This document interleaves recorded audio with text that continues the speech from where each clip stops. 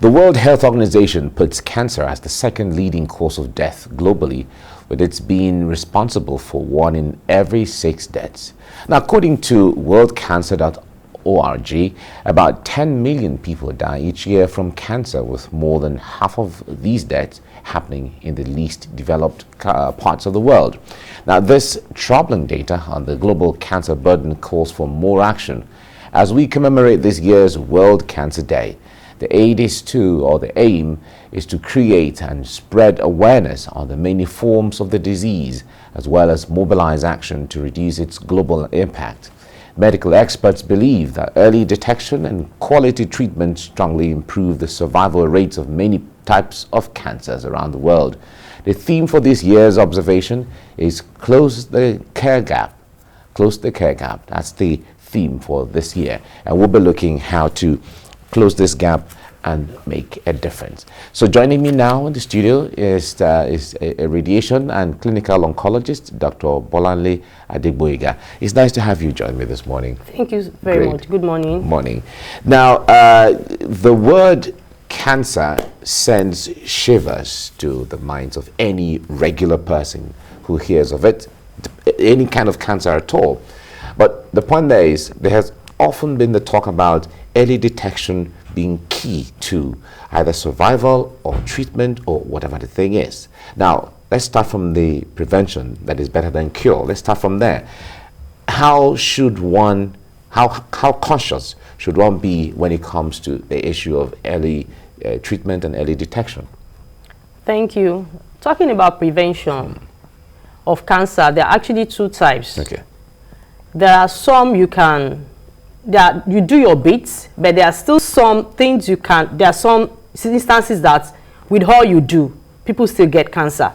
So that's the key. You do your parts, and then if it comes eventually, then present early for us to do our parts. So talking of the ones you can do your parts, lifestyle modification is one of them. Most cancer, like 70 to 80%, is actually associated with smoking, and this comes with his cousin, which is taking alcohol. So stopping cigarettes or any form of smoking and then cutting down your alcohol level actually goes a long way to prevent some form of cancer. Obesity is also associated with some cancers. So your diet, taking lots of fruits and vegetables, goes a long way. Exercise is a good one. Then the other part is going for regular screening, such that when it's detected early, you are able to, most cancers can still be cured, provided they present early. But there are some risk factors there is nothing you can do about. One of it is your sex, your gender. If you are a female, because you have breast, tendency of developing cancer is there. If you are a male with your prostate and a black, studies have shown that it's common among the black race, prostate cancer, it's also there. So in such a case, there is nothing you're going to do.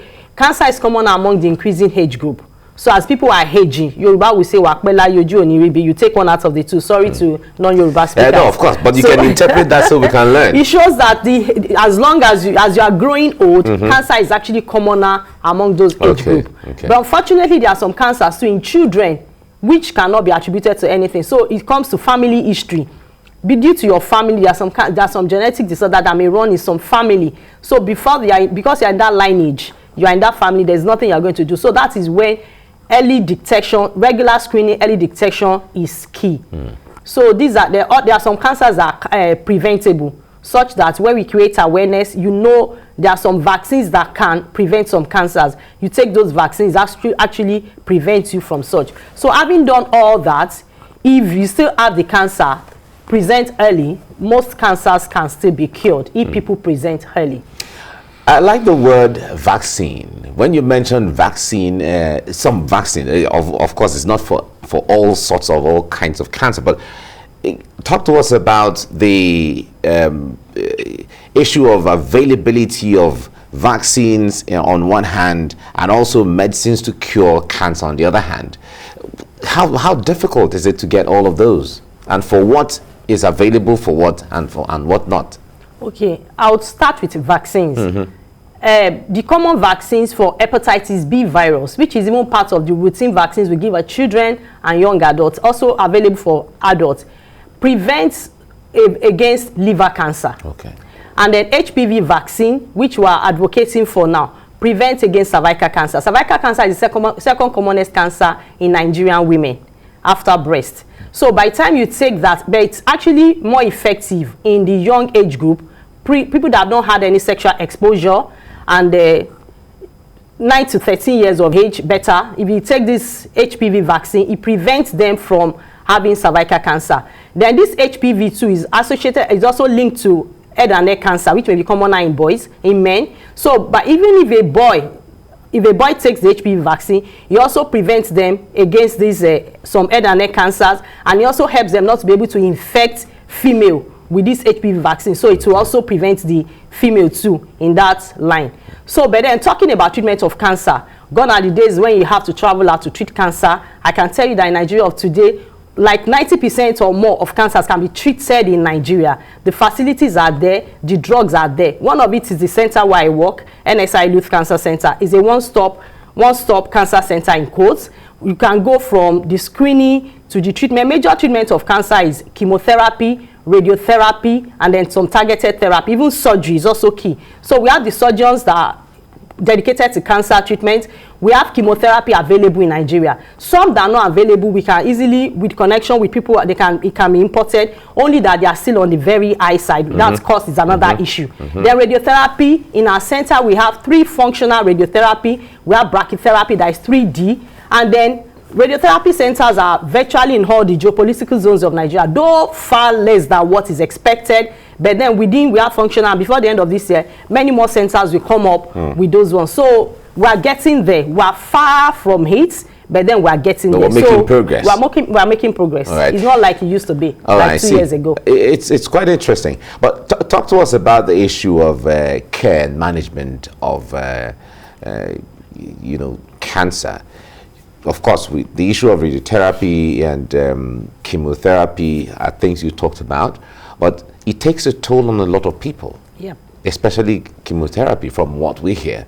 Talk to us basically from that window of how to, go through it and how to prepare yourself. And then after that, we'll also talk about the issue of the care, which the theme surrounds. Okay, thank you. Actually, cancer management is, there are some doctors that are specialized in cancer treatments. There's the saying that jack of all trades, master of none. So after having your general practice, you are a qualified doctor, there's a place of going to specialize. So there are some of us that are specialized in treating cancer. So when you dedicate the whole of your life to studying about that, of course, you become an expert in that. So in such a case, if you are treated by a cancer expert, we call them oncologists. I belong to an association called Association of Radiation and Clinical Oncologists of Nigeria. We specialize in treating cancer with radiotherapy, chemotherapy, targeted therapy, and other new innovation. There are some that are surgical oncologists. So the approach to surgery in those people is different from a general surgeon. And then abroad, people do medical oncology. But here, our training is combination of both medical and radiation oncology. So what I'm saying is that if you go to a specialist to get your care, then we already prepare first of all, we screen you, we know the stage, we follow guideline that is that applies all over the world. Then we know what is suitable for you. We do some tests on you to know what are the likely side effects of each agent and which one is suitable for you. We calculate the treatment based on your weight and your height. We tell you what to expect. We prepare your mind. Then we also tell you how to prevent. We also manage these side effects. So with all these things in place, all things being equal, chemotherapy does not kill.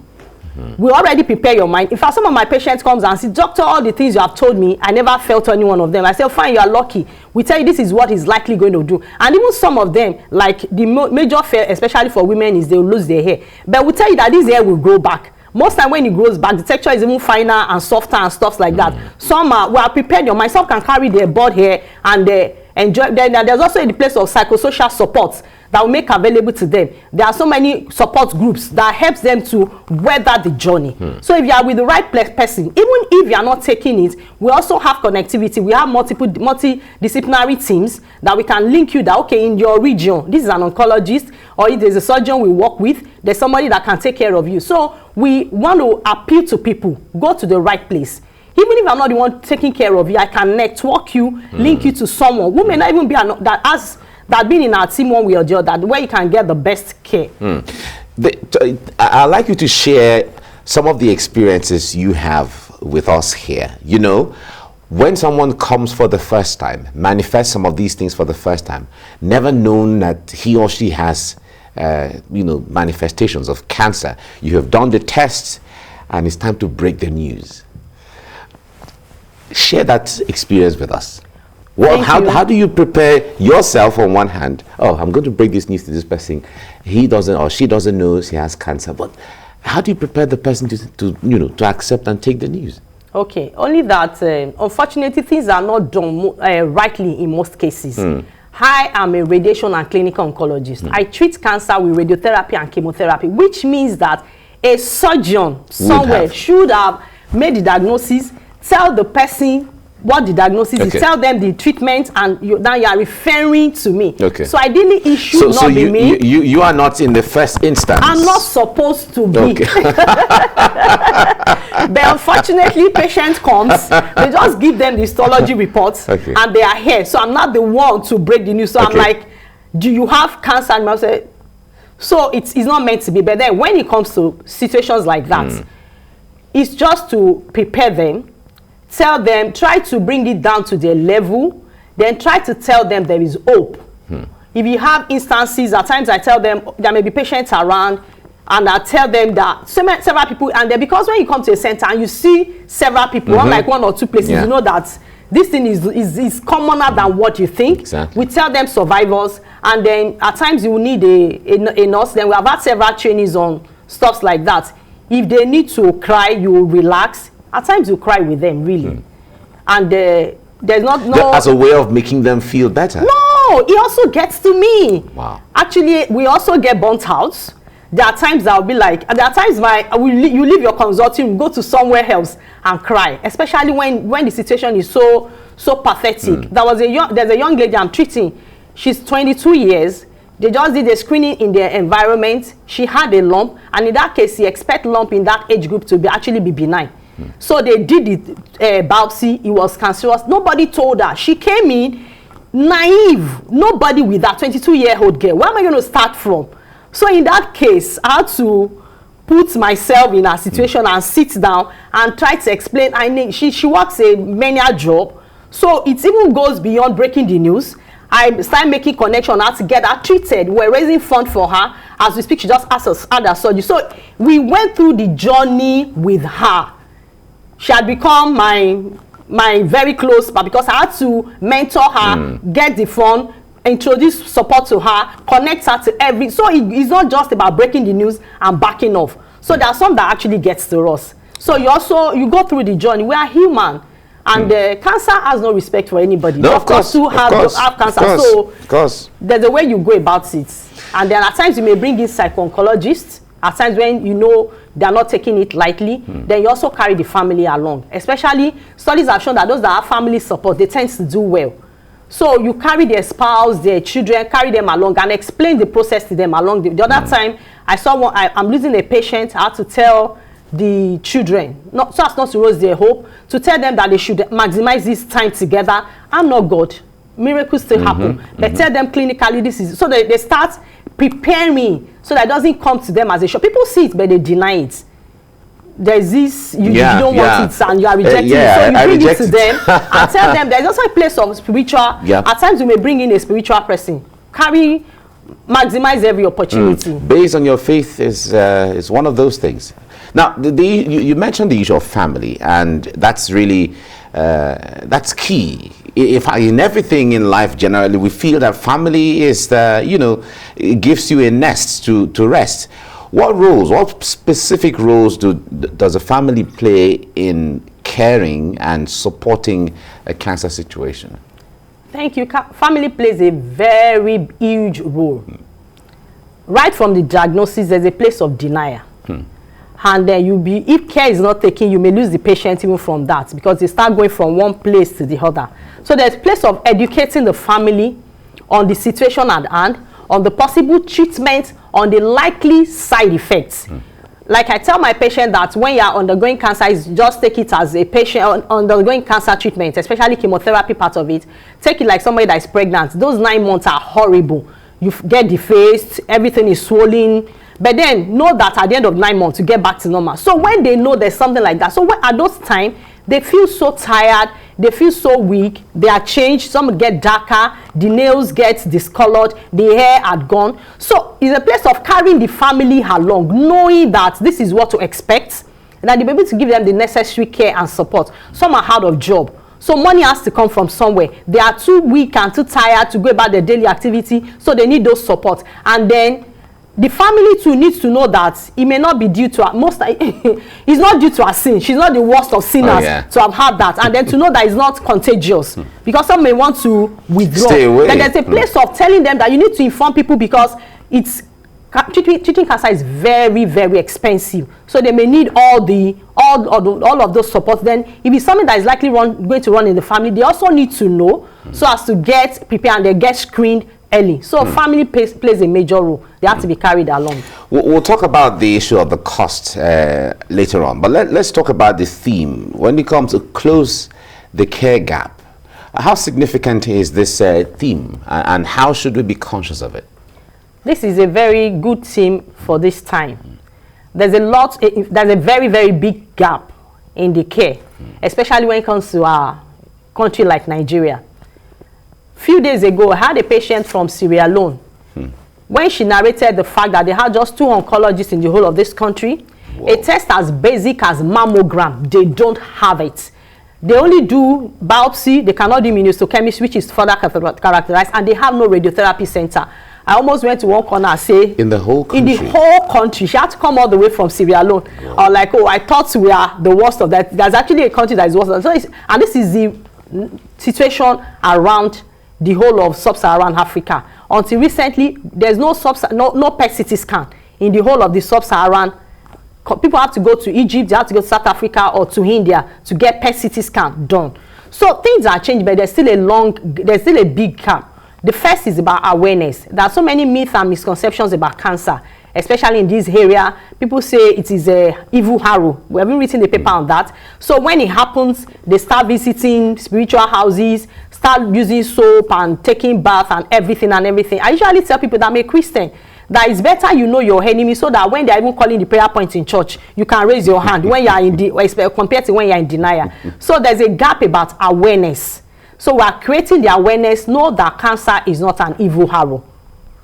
When you detect it, any abnormal growth, any abnormal bleeding that has not been there, any new change of color, present a doctor, get it tested. Good, more often than not, it may not be cancer. But then the few that will be cancer, you may miss it if nothing is done, and then you will not be able to present early. So when you know, so that's a gap in awareness. Another major gap is about treatment. We did a study and we discovered an average travel to access radiotherapy center in Nigeria is about 553 kilometers, which is not meant to be. These people are going to be here for 6 weeks, 7 weeks, and they need the support. So imagine somebody having to come all the way from Kano to Lagos for treatment, and then with that journey, everybody is out of job. It's not meant to be. So they need to close the gap in having radiotherapy center, preferably in every state. But at least let's start with the geopolitical zone, so it reduces that. Another one is about cost. It's too huge. Cancer is something that even the rich knows that treating cancer is very huge. It's very huge. So in this case, our health insurance should be able to cover. In best of countries, nobody pays for cancer out of pocket. In fact, there's a particular country, everything is taken care by the government. Our government is trying, but they still have a long way to go. So that's another gap that has to be closed. All right. Unfortunately, we don't have the time to go ahead, but I was just enjoying the discussion with you, and it looks like you've taken me to the classroom and, getting some of this thing into the mind. But however, some of the key things you have talked about is the issue of habits on daily living. We have to do that to prevent cancer, and the issue of family care and concern. Thank you so much, Dr. Bolandly Adeboyega, radiation and clinical oncologist. Thank you for talking to us this morning. Thank you very much. Thank you. Great.